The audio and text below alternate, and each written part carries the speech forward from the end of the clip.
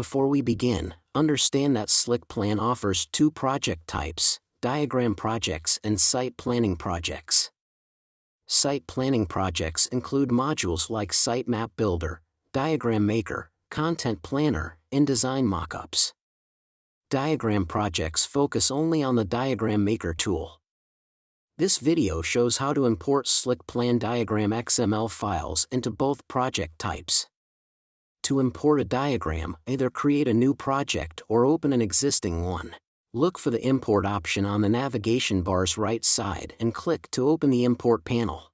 You have two options: drag and drop the XML file here, or click Select File to browse your computer's hard drive and choose the diagram XML file for import. Once you've chosen your import method, simply click the Import button to finish. Slickplan will take care of importing the diagram file.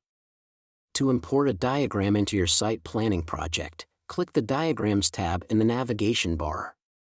Select the Upload Diagram link. Drag and drop the diagram XML file into the pop-up window, or click Select File to locate it on your computer. Provide a name for your diagram and select the sitemap page.